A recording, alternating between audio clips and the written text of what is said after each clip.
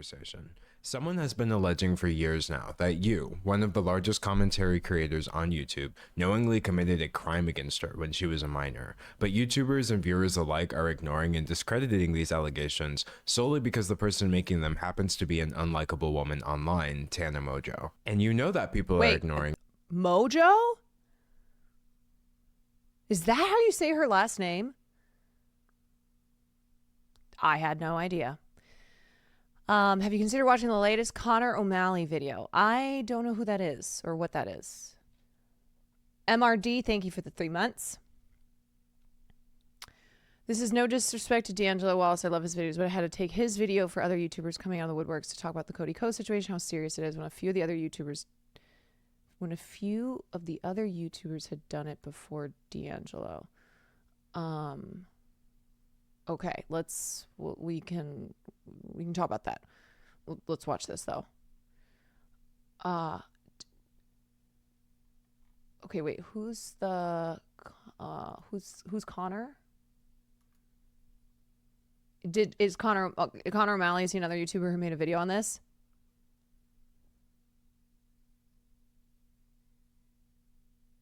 This because nobody is working harder to bury this story than you, and you're getting away with it because commentary YouTube. Okay, let's have an uncomfortable conversation. Let's start all over. Someone has been alleging for years now that you, one of the largest commentary creators on YouTube, knowingly committed a crime against her when she was a minor. But YouTubers and viewers alike are ignoring and discrediting these allegations solely because the person making them happens to be an unlikable woman online, Tana Mongeau. And you know that people are ignoring this because nobody is working harder to bury this story than you. And you're getting away with it because commentary YouTube has a serious problem. Okay. I can't blame any of your viewers or my viewers for not hearing about this because you've done such a good job hiding it up until now that I only found out about it recently. The situation has been talked about by smaller channels, it's been discussed at length on other platforms, and it keeps almost hitting the mainstream, like with this Rolling Stone article or this H3 podcast discussion. But the reason it hasn't caught on yet, despite all of this, is that none of your friends, nobody on your level,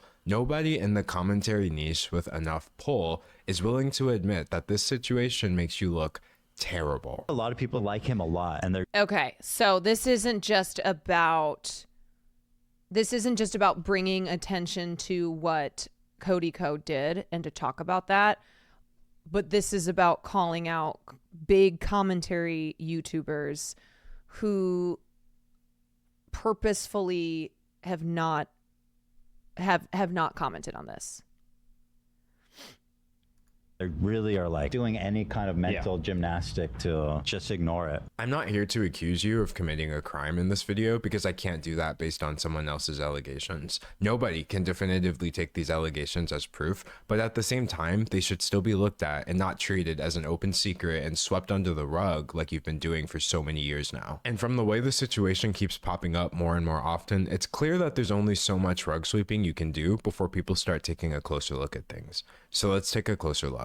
We both know that Tana Mongeau is a YouTube personality with a history of lies, controversy, and genuinely problematic behavior that's become so entangled with her brand that her podcast is called Cancelled with Tana Mongeau. And speaking of this podcast, about a month ago, she hosted a live episode in front of an audience, and the conversation turned to you. Who's the smallest you've ever had sex with? Oh my God, no one look at me, Cody Ko. I can say that. I was literally 17. I can say that. This clip started making the rounds and people were understandably perturbed because if Tana Mongeau was 17, you would have been 25. So people started speculating and Tana decided to set the record straight. I hooked up with Cody Ko when I was 17 and he was 25. She claims that not only were you fully I'm just going to say, like, I know I'm not the most tuned in person on the internet, especially when it comes to like content creator stuff. I mean, for God's sakes, I'm just now watching the H-Bomber video and have no idea who any of those people are.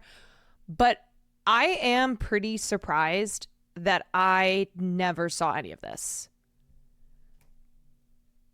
I didn't see any. I didn't know about any of this until this week when people started talking about the D'Angelo video, and I was like, "Oh, okay, I'm gonna watch this, see what's going on." But truly, hadn't seen anything from that live canceled episode or from the follow-up podcast episode, and hadn't seen anyone talking about it. aware of her age at the time, but someone even tried to stop you and you went ahead anyway. There was a situation with Gabby Hanna at a Playlist Live where she pulled him aside and told him like, yo, she's 17. And then we still went and hooked up. To be clear, 17 is under the age of consent in many states, including Florida, where Playlist Live used to take place. So this means that Tana Mongeau is accusing you of statutory rape, and she's not trying to hide that. This isn't just some crazy tea.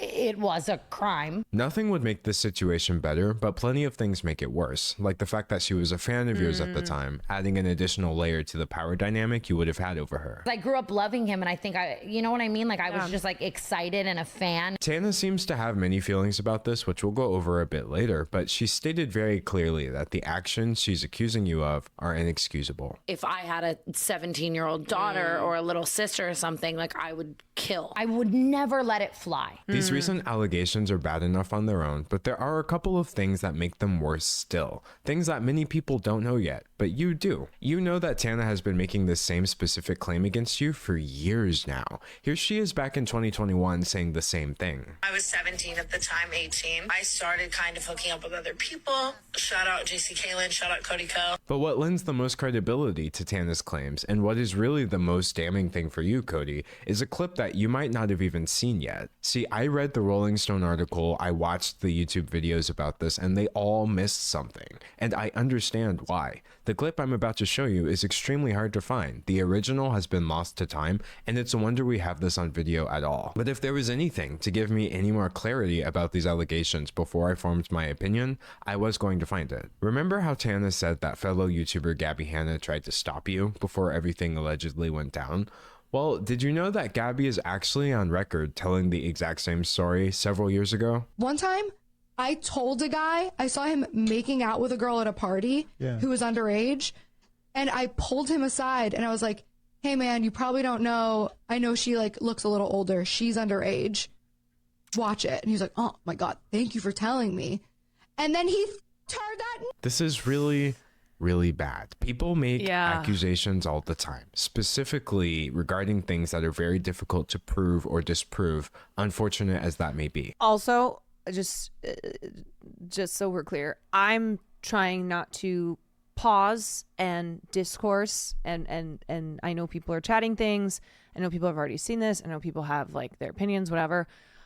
But I think this is a video where like we just need to watch the video, see the, you know, see what D'Angelo has uncovered, like the evidence pointing to these allegations.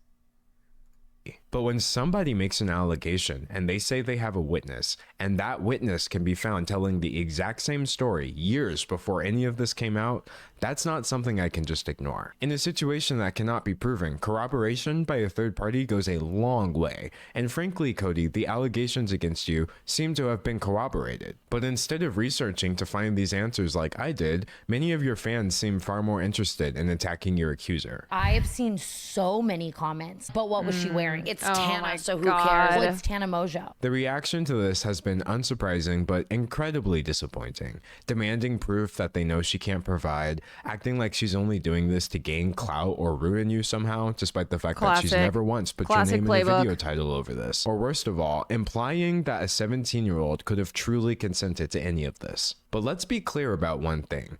That is not the case. No amount of retroactive age calculations or what-if scenarios change the fact that what Tana described would be, objectively speaking, a crime. A crime which you've said absolutely nothing about. And even if this wasn't illegal, you remember being 25. You would have known then, as I currently know at age 25, that nobody this age should need an explanation for why a 17-year-old is off limits. Because you remember being 17 too. Now, thankfully, Tana's personal experience with this isn't one of trauma. In fact, I've seen people defending you by saying, Tana said she doesn't care, so why should any of us care? But that's not exactly what she was saying. I don't associate or hold it with trauma because I am such a comparative person where I'm like, so many worse things have happened to me. And even if something isn't consciously... That is heartbreaking. Like, that is a sad reality for women where it's like, well, I wasn't, you know, even though like per the law, that is statutory rape. Like in my mind, because I consented to it, even though, you know, power dynamics, etc. Like we talked all the time about consent. But it's like not as bad as when I've been forced against my will. Like that's what she's insinuating there. Where she's like, I feel as if I consented to it, you know, versus it being like violent rape or something. Like God. Internalized as an identifiable source of trauma, the body keeps the score. Yeah, I wasn't I know raped. Things manifest in ways other than me directly feeling them. Like maybe I don't feel traumatized in certain aspects from certain things, and other things I do. But, you know, maybe they just manifest in ways other than directly feeling. The answer to why any of us should care is that a person has tried to come forward about her experience and has been met with the most vitriolic victim blaming I've seen in years. She's been dismissed, discredited, and disbelieved before anybody ever gave her a chance. Because it's Tana, which sets a horrible precedent that if a person runs out of goodwill, they lose the right to come forward with their experiences. The most traumatizing thing of all of this really was seeing how many people like don't believe people or don't believe me. I feel so bad for all of these young girls because then they see that and then it makes them not want to come forward. And you, Cody, are part of the reason she's been met with this reaction. Your status as one of YouTube's golden boys has made it possible for you to ignore a situation that almost anyone else would have had to respond to by now. I know for a fact if you swapped out Cody Ko with someone that like people didn't like that much, I would be receiving so much more sympathy. I find your silence on the situation to be uncomfortable because I know that if Tana's allegations are true, then silence would be your only option, since telling the truth would be tantamount to confessing to a crime, and lying would put you at risk of being contradicted by a witness. And like I told you at the beginning, I'm not accusing you of committing a crime, but even if what Tana says is false, your silence is still grossly incompetent at best. Why are you choosing the path that would be your only option if you were guilty? Now, some seem to think that you're not obligated to speak up, and maybe that's what people around you are telling you as well. But from one creator to another, you absolutely have an obligation to, at the very least, call out the misogyny, the victim blaming, and all manner of cognitive dissonance that's coming from your audience in the name of defending you against allegations that you're too cowardly to address. And to be clear, this is cowardice, because you demonstrate it whenever there's controversy afoot. Tana's further claims make it sound like you're terrified. I said something about it online and it was starting to surface, and he texted me like, are we good? And was like, I said, yeah. And like, he was like, my wedding's coming up. My you do have God. a history of He just got married. He just got fucking married and reached out to her to be like, it sounds as if he's going, hey, I don't want to fuck up my wedding. Like, we're good, as in nothing further is going to come from this, right? Because what Tana is maintaining is that she's like, look, I'm good. I'm okay. This happened to me, but I'm, you know, it's different than like Tana coming forward to say, I have to tell my story of when I was preyed upon, when I was sexually assaulted, when, you know, the way that female victims, when they come forward against content creators, usually how they have framed their coming forward, where it's this like very serious thing. Even though this is a serious thing, Tana's trying to maintain that, like, I am not looking to, I'm not taking legal action here. I'm not looking for anything to happen to him. This is just, this is just what happened. So him texting her that, making it seem as if I want to make sure that this is it, that like nothing else comes from this. Because I'm getting married and he has a baby. Making bad choices when you're terrified of people finding things out, like your history of using slurs. 5, nigga 6, nigga 7, nigga 8, nigga 9, nigga. There's more clips than that, but the reason most people are blissfully unaware of them is because you posted your vague apology not on Twitter, not on YouTube, but on Patreon, despite acknowledging in your apology that the clips were surfacing on Twitter. This is one of many examples of your poor handling of controversy. Not many people know that you've already lost fans over an eerily similar topic. You used to frequently feature and promote your college friend Colby Leachman in your videos, until it came out that during your school days, Leachman's university put him on probation for, as a United States District Judge would later put it, the non-consensual videotaping of a sex act with another student, showing the video to other people, lying to the police about the video, and behaving horribly to that individual and at least one other woman. To make matters worse, the woman in the video also alleged that Leachman drugged her before the recording and that she hadn't actually consented to anything at all. You had this man in your videos. You were telling us to follow him on Instagram, and at some point you did wise up, so he's no longer part of your content, but he still seems like he's very much a part of your friend group. From the continued hangout since then to inviting him to your wedding just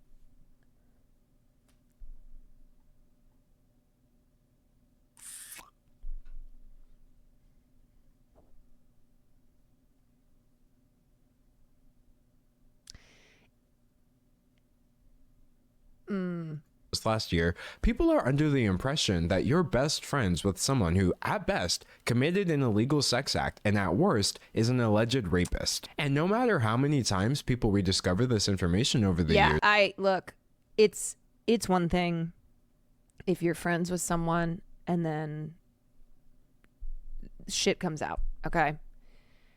You won't be judged for having had a relationship with that person, be it business, personal, etc. But continuing to work with them, continuing to like publicly show that you're still besties is not a good look when you yourself now are facing allegations.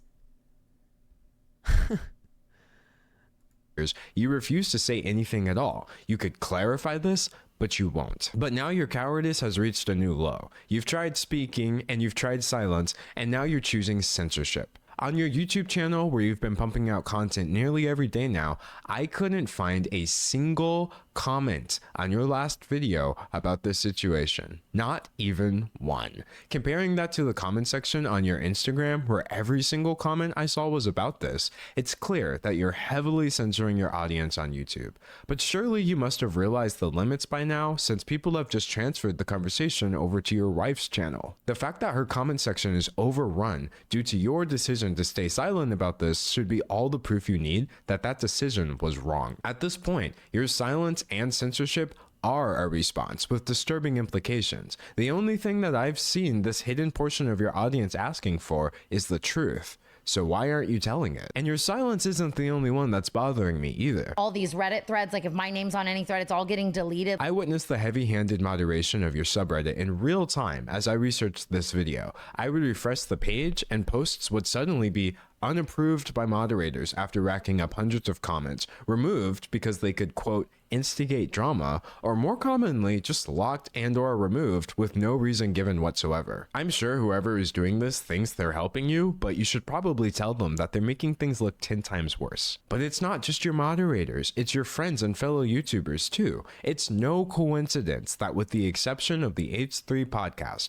I haven't seen a single channel over 1 million subscribers do so much as acknowledge that this situation exists. And I'm not talking about channels that never would have discussed something like this either. I mean the same channels that were rightfully calling out people like Dr. Disrespect for texting a minor, which are the same channels that are now completely ignoring a scenario with an even bigger creator being accused of doing something much worse. You can't say it's because the allegations are unconfirmed, because the channels that I'm talking about discuss rumors all the time. And this video is all the proof you need that there's still plenty to discuss even without making definitive statements. The general public may not know about the situation, but I promise you, anyone who's online enough to run a YouTube channel does. The amount of people in this industry who like want to protect him and are like talking to me in a way where it's like they, you know what I mean? Like, or even just friends like, but I love him. The community's silence on this has been so staggering that people are now saying that commentary YouTube is a boys club,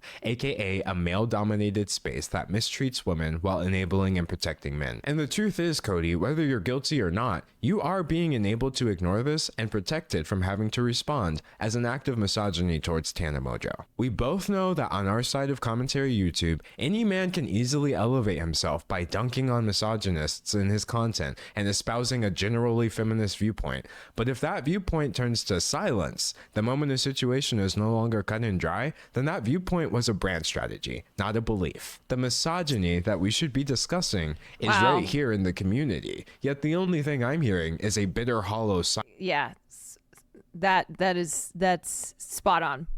Spot on. It's a brand strategy that it's business, you know? It's the same thing as people who use their platforms to advocate for Ukrainians, to advocate for things like, you know, women's rights, Women March, Black Lives Matter, et cetera, but then nothing on Palestinians. Nothing. Where, oh, you've used your platform that way, though, for a multitude of other political issues, of other social issues, and yet when it comes to Palestine, deadly silent.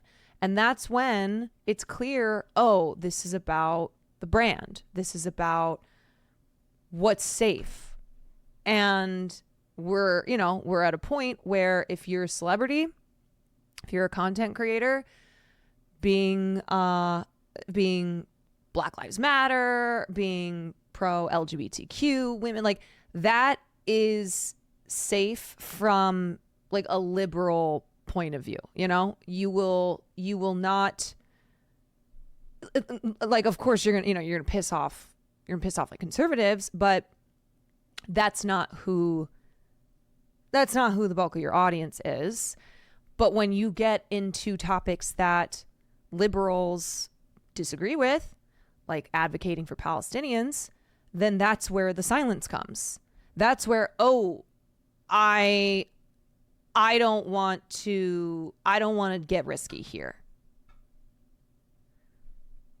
Silence. One that you have the power to end. I said it in the beginning, I said it in the middle, and I'll end with this. One person's testimony does not give me the right to accuse you of doing anything illegal, but I can point out the facts. It's a fact that you and Tana were around each other during the years she specified, as seen in your uncomfortable collab videos, which are still online. It's a fact that Gabby Hanna has made claims that seem to corroborate Tana's allegations against you. And it's a fact that you are suppressing your audience's knowledge of these allegations by censoring your YouTube comment section.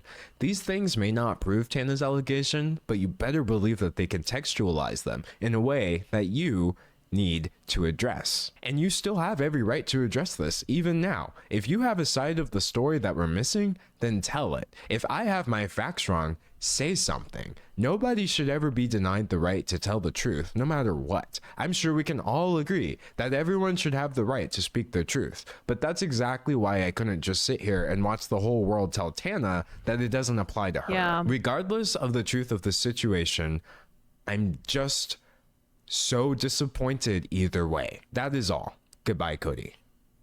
Damn.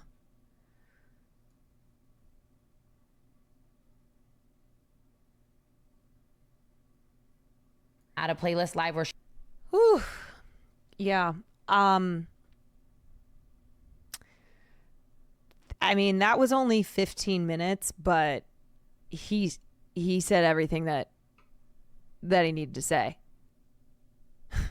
Like, that was very concise.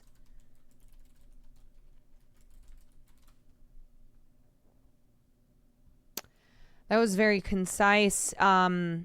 He made his points clearly and communicated it very effectively. Made a lot of very good points. And it is one of those things where, look, it's one thing to want to be careful about outwardly accusing Cody, and that's what D'Angelo was maintaining. He's like, I'm not accusing you of a crime, but I'm addressing what Tana has said that was corroborated by Gabby Hanna and all this other, circumstantial evidence and other factors that attest to who you are. And you haven't said anything. And other commentary YouTubers haven't addressed this, even though they've addressed other big content creator allegations. And so like it's one thing to go, well, we can't say that he did this. Well, I don't think anyone is saying with 100% certainty that you can say that he did this. Like, that's why they're called allegations. But to dismiss it because it's Tana Mongeau. Mugu. It's because, I'm sorry, Mogo. To dismiss it because Mojo. Okay, I got it. Like Mojo Jojo. So to off the bat dismiss because it's Tana Mongeau is a horrible thing to do. It reinforces this idea of a perfect victim, that you can't be a victim unless you're a perfect victim. And Tana is not a perfect person and therefore not a perfect victim. And so therefore I can dismiss. Doesn't matter. Let me tell you, when I went in to get my eyebrows done and my lady was like, what's happening? Like pop culture, yada, yada, yada. There was another girl who was there who brought up the Brooke Schoenfield and Clinton Kane situation. And so she, the two of us were kind of filling the eyebrow lady in on that. And then Tana got brought up and the Cody Ko situation got brought up. I was like, oh, I'm actually going to be talking about this on stream tonight. And before my eyebrow lady knew what the situation was, she goes, oh, isn't Tana Mongeau, like, isn't she kind of an asshole? Hasn't she said and done some pretty terrible things? I was like, yes, but, and I said what the gist of what the situation is. And my eyebrow lady was able to do what a lot of these fans and a lot of these commenters have not been able to do, which is to understand that Tana, the person Tana, is like, it doesn't affect whether or not she is a victim. Like her being a bad person, a terrible person. I'm not saying these things. I'm saying that this is what people are arguing. What people think of Tana does not discredit her as a victim.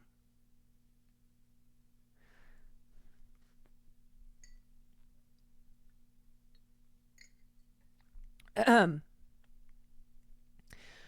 entire online content community has been poison pilled against Tana for so fucking long. And look, to be fair, I don't know Tana's whole history. I don't know, like some of you were mentioning family things. I don't know that much about her aside from instances where she has been obnoxious, where she has like said terrible things, where she's acted in a terrible way.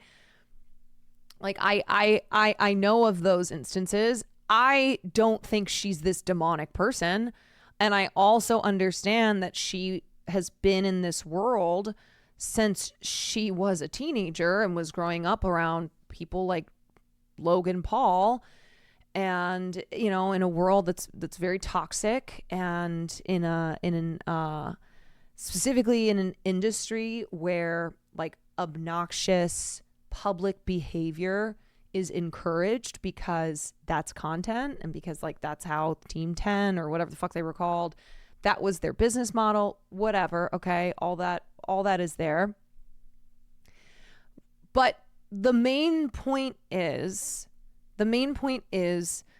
it's disgusting to It's disgusting to say either it doesn't matter because it's Tana, which means that, oh, you believe it, or you're inclined to believe it, or you don't disbelieve it, but you don't care because it's Tana. It's also disgusting to be like, well, it's Tana, so we just, don't listen to anything that she's saying. Just completely dismiss her that way. And then it's also disgusting to make any excuse around it. Where if you're like, oh, well, she consented to it. Okay. Well, she's not saying that he raped her. Well, whatever excuse you're coming up with, yikes. Yikes. Like D'Angelo said in the video, if this is what happened, that is a crime. Having sex with someone, as 25-year-old Cody Ko, having sex with someone who is 17 years old, that is a crime. So,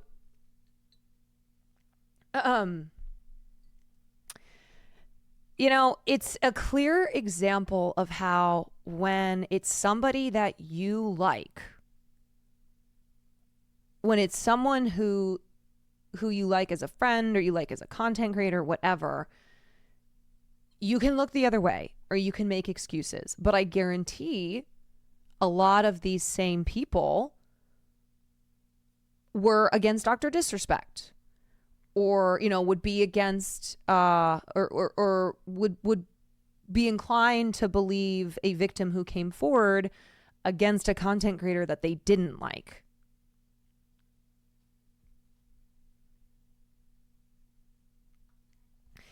And the other thing too for a lot of people who try to do the yeah, well, maybe she was 18, or just like the 18-year-old thing in general. Okay, so the difference between 17 and 18, one is legal, one is not. Both, when you are a 25-year-old man, both are not right. Both are not moral. It is creepy as absolute hell, okay? Despite the girl being 18 years old. This is just a common thing that we see in discussions around age, where, yes, per the law, 17 is underage, 18 is not underage, but like aside from the legal definition, it is the same.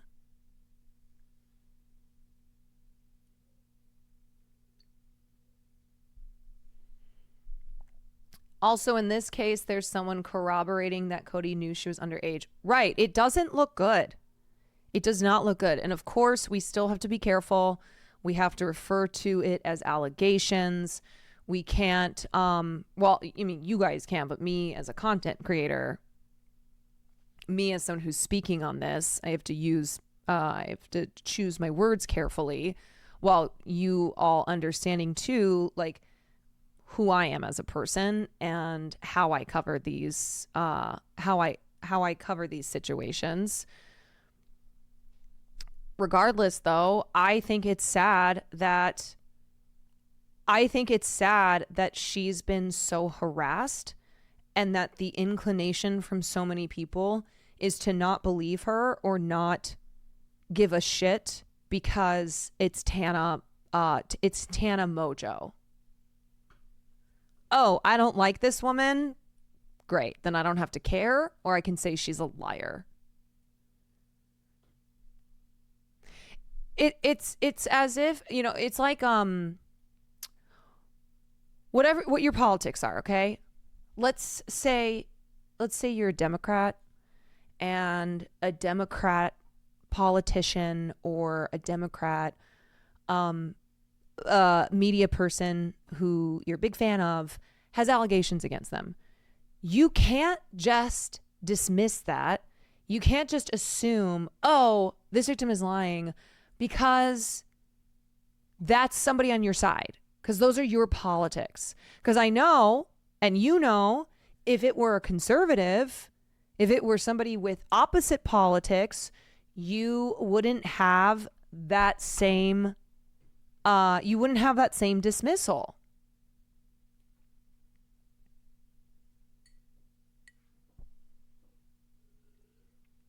I think it's worse. These people think she deserved it. Yes. So there's people in the camp of Tana is a liar, Tana is drama, blah, blah, blah. So she's just lying. And then there's people in the camp of okay, this happened, but she consented to it. Like, clearly she consented to it. So it's not a big deal. Like, it's not, why is everyone saying that this is statutory rape? Why is everyone saying that this is bad? Blah, blah, blah, blah, blah. And then there's people who are saying she's a bitch and she deserved for this to happen to her. And I don't give a fuck.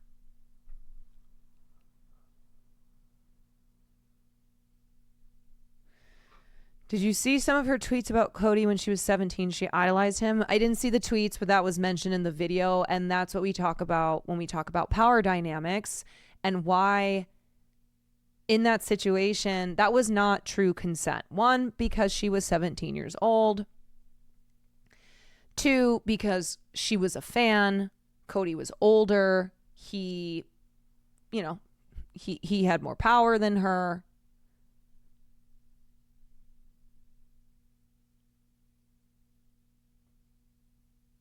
It's predatory even if they're in a place where 17 is legal, and they were not.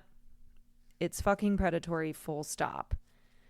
Yeah, and the testimony of Gabby Hanna saying that she had told him that Tana was 17. And he thanked her for telling him, which indicates that he knew exactly what he was doing.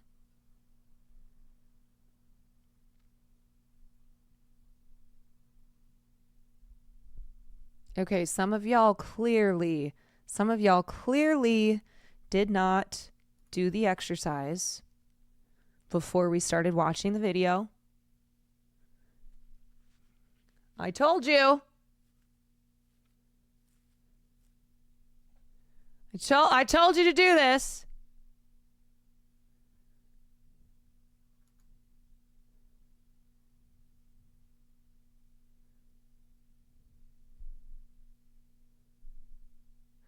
Okay, this chatter is saying you're making it seem like there was a power dynamic when there wasn't. That's simply not true. Okay, you need to understand power dynamics. When there is an age difference, like there was, that is a power dynamic. When there is a level of fame difference, which there was, that is a power dynamic. When you have a situation where someone is a fan and the other person is the celebrity that the person is the fan of, that is a power dynamic.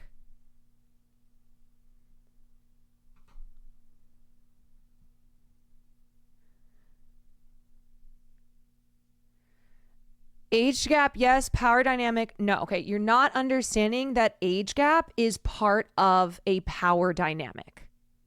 These are not separate. When a girl is 17 and a guy is 25, that is a power dynamic. That is related to age. That is part of what we call power dynamics.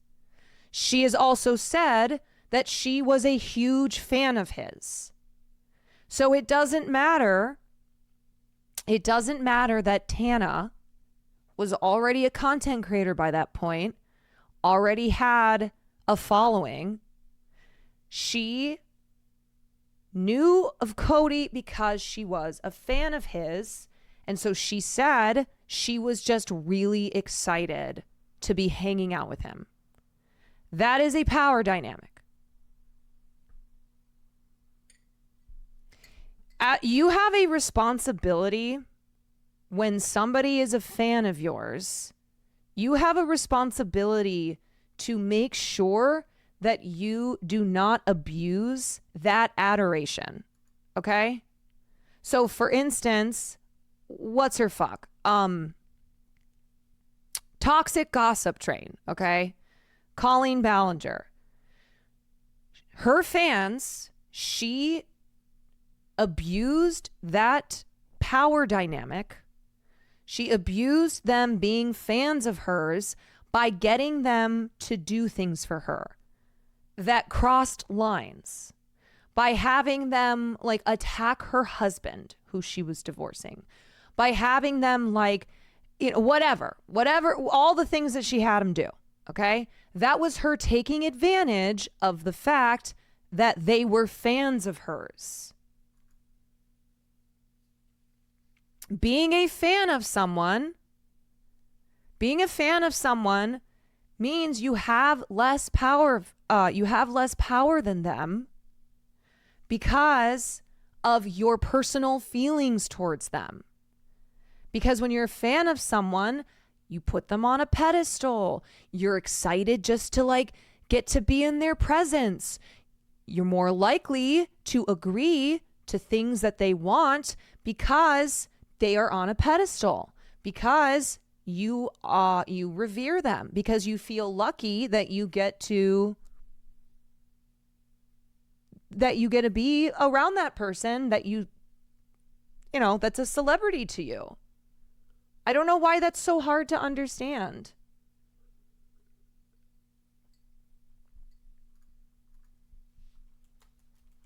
Like, I think it's easy. Okay, I think if you just like put yourself in that situation.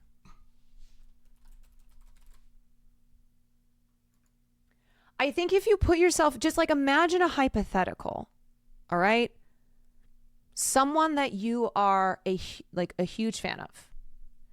And you finally get the opportunity to meet that person.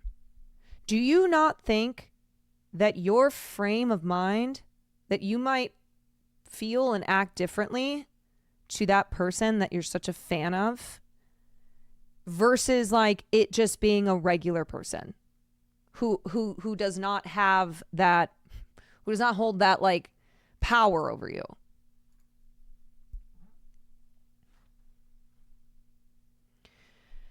And look, I get power dynamics can be difficult to understand because sometimes they're obvious. Like, let's say you're at work. Your boss obviously has power over you. You recognize that. That is explicit, obvious power. You can recognize that your boss has power, and so you're afraid to, you know, like piss them off. You treat them differently because they have power over you. In sexual instances, it's more difficult to identify those power dynamics because they're not as explicit, because it's not as like societally defined. I don't even think this chatter is listening. Y'all, look, whenever I'm trying to address a chatter and then make a bigger point, don't respond to that specific chatter because then they don't listen to me. I mean, they might not listen anyway. They probably won't listen anyway because it's very rare that people in Twitch chat who want to die on a hill will pay any attention to when I'm trying to correct them. But if the case is that they are trying to listen, then please don't dogpile. Please don't distract by coming at them.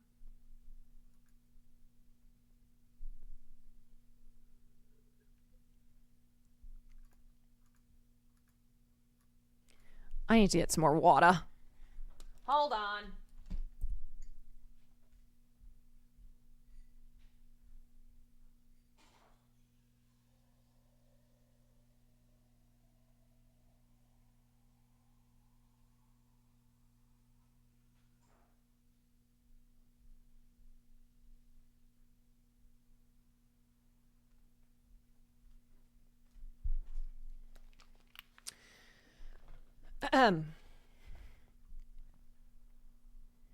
Yeah, Warm Thoughts by Flume is playing, okay?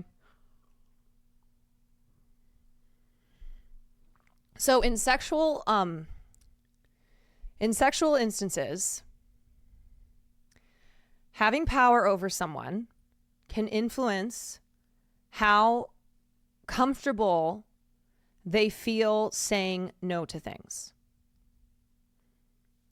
And that's why it's not true consent when those power dynamics are at play.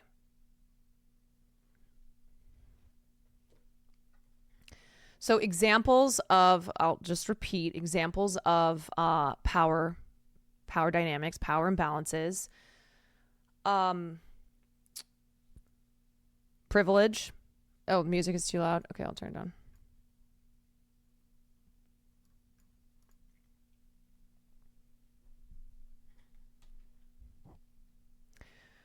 Privilege, position in society, level of ability. So an adult who is an able-bodied adult versus an adult who's disabled, age differences, sexual experiences, etc. So I'll give you a personal anecdote, okay? And I'm sure a lot of you, if you aren't understanding what I'm saying, think in your own life, or maybe you were on one side or the other. For a lot of you, it's probably that you were on the side of not having the power.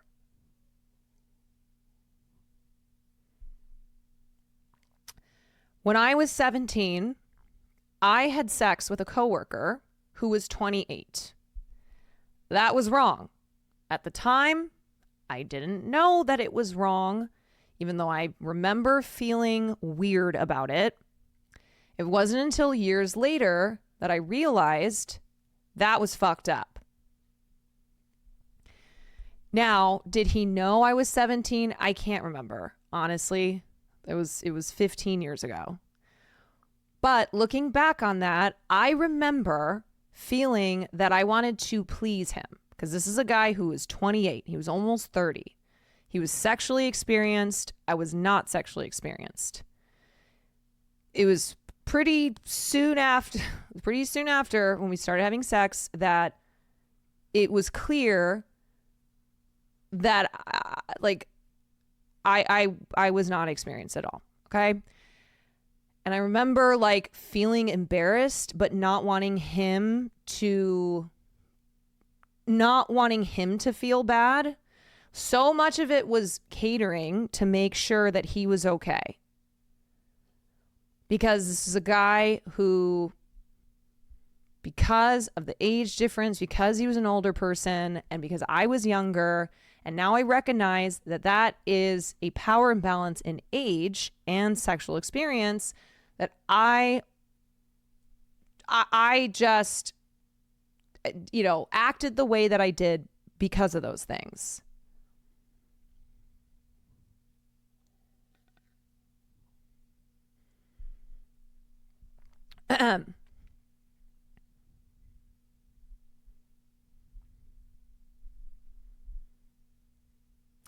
So there's a personal example, okay? I also have been in many, many situations where, as a young actress in Hollywood, even though by this point I was over age, I was in my early 20s, but it doesn't matter because power imbalances still happen even if you're not under 18. But there were many situations where I would be meeting with, I would be in a situation where like a male who was twice my age, who was very powerful in the industry, who, would like give the impression that I can help your career type of thing, would basically solicit me, okay? And there are situations that I know for sure I recognize when that was happening, and I made sure it didn't happen. Like a dinner where, I thought we were going to talk about, me being your intern, or like, you know, you can teach me like the, you know, whatever, take me under your wing type of thing. And then realizing that it was just about sex, but that it was being positioned as, I can help you with your career if you do this for me. And them being fully aware of the position in society that they're in, of me being a young woman, of them being an older, powerful man with, you know, a high position, a lot of money, a lot of power. Yeah, and that happens. It happens all the time. It happens all the time. I mean, I can give you so many, and this is not me sharing these examples. I'm not trauma dumping on you guys. I just want to be very clear about that. Like, I'm good. I'm good. I've shared examples before of how predatory men have been to me in Hollywood, like they have been to plenty of young women and girls who come into this town. I just think it's important when we have these conversations for those who just like can't understand what we're talking about when we're talking about power dynamics. I'm like, let me give you examples, okay? And I guarantee there are examples in your own life that maybe you can't recognize because you don't have this language yet, or you don't have this understanding yet. And what happens with a lot of us is that we experience these things, and it's not until we get older, it's not until we learn why these situations were wrong, that we're able to look back. We're able to look back on past experiences through a different lens.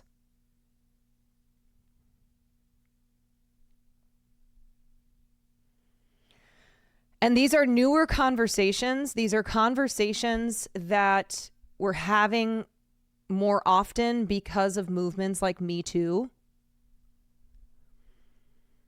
And there's still a lot of people who can't grasp what real consent is, who can't understand power dynamics, who can't or won't, I guess.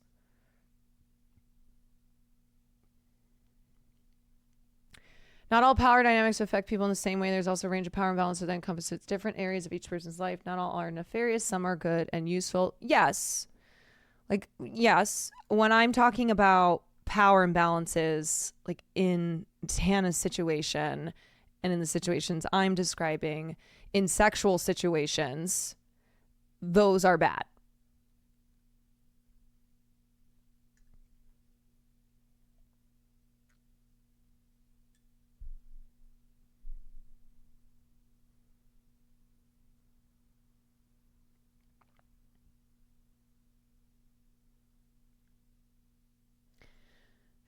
Some more examples for chatters would be teacher, student, cop, everyday person, prison guard, detainee, etc., etc. There will always going to be some sort of power dynamics issues when they are exploited. Yes. Yeah, that's a good point. Power dynamics and imbalances exist in every facet of society in all of our lives. You know, I am someone who in certain situations I'll have more power, but it's when it's being exploited, it's when you are using it,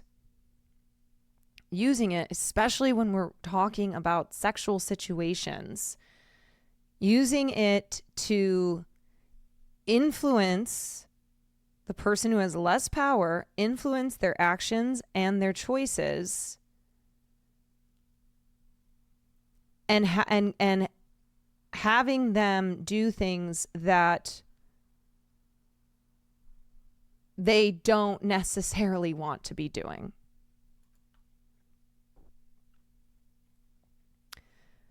So it's why it's always good to like check in and think, you know, if I like, would this person say yes if I didn't have power and authority over them? Making consent clear. Like, if there's a difference in power between you and your partner, you know, having open conversations about things.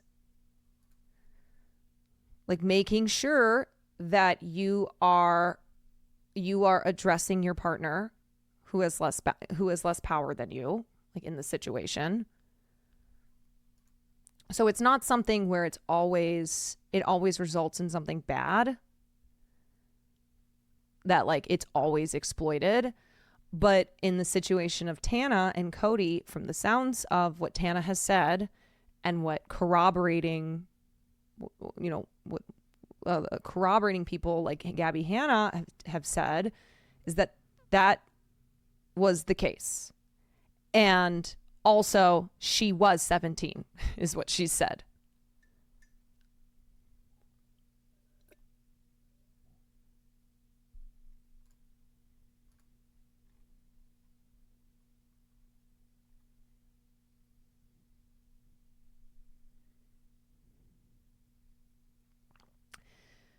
It's to understand that dynamic and developing proper boundaries.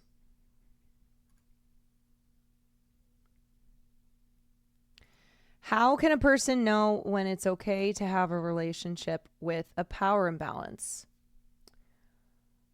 Okay.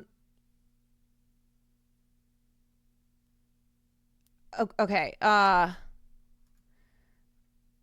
can a person know when it's okay to have a relationship with power imbalance? So I think the question is like, if you're in a relationship where there's a power imbalance, how do I go about not being exploited or taken advantage of by that power imbalance? So for instance, if you I don't know, like if you are 22 and you're dating someone who's 40, who has a lot more money than you, who is, you know, who like you're financially dependent on, and you also like there's the age difference there. You have to like have open, transparent communication with your partner. But it's also unfortunately something that is experience. Like hopefully you can identify it. Hopefully, like, this is why it's important for young people to learn these things earlier on in life. So it's not something like, I have these conversations with my mom, and my mom didn't understand these things until she was like in her 40s. Me, I didn't understand these things until I was in like my mid 20s. And the hope is with younger generations that you all understand what we're talking about in this conversation at an earlier age, so that you don't have to spend 40 years and then finally learn, right? So it's something where if you're in a position where there's a power imbalance, you recognize that, you know, oh, okay, I'm feeling inclined to do this thing that I am not actually comfortable doing, that I don't want to consent, that I don't really feel like I'm consenting to, but I feel pressured to do that because of, you know, because of X, Y, and Z factor. So being able to recognize that, and then being able to have that communication with your partner, okay? Like every situation is going to be different. Every situation is going to be different. And now we're talking about like consenting partners versus like, you know, situations where it's not people who are in a partnership.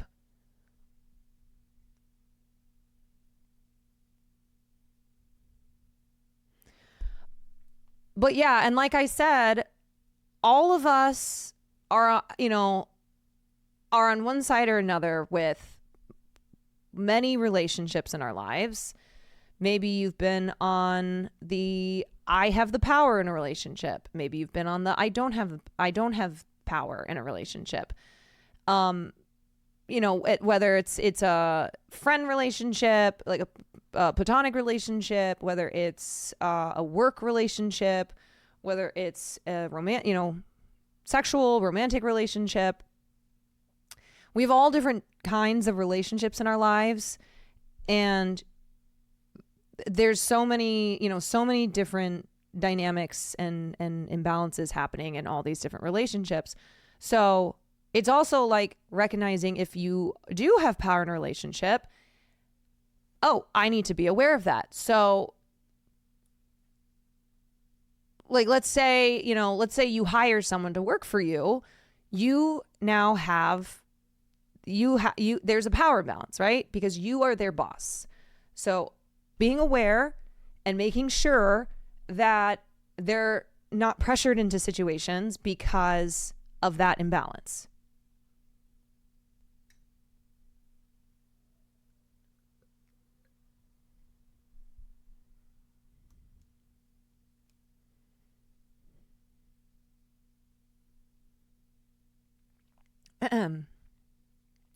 My last relationship did not end well because of the power imbalance of her being able-bodied and myself being disabled. There was nothing inherently wrong. Nobody was even being a bad person, but because that imbalance never got addressed, it ended up putting myself in a very vulnerable position. Being aware and having strong boundaries is essential. Yes, exactly.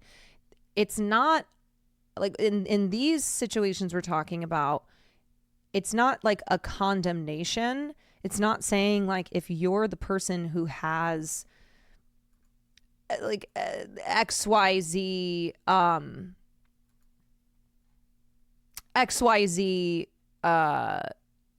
instance of power in the relationship, it's not saying like you're a bad person like just for having that. It's recognizing though those dynamics and having boundaries, having open communication, etc. In Cody and Tana's case, the responsibility was on Cody to know he should not be taking advantage of a high school. It should be common sense. Right. Cody, who is, who's not the fan of Tana, but vice versa, where Tana had been a fan of him. Cody, who was older, Tana being not just younger, but also underage, like that responsibility is on him to not move forward with things. Like, I hope we understand that.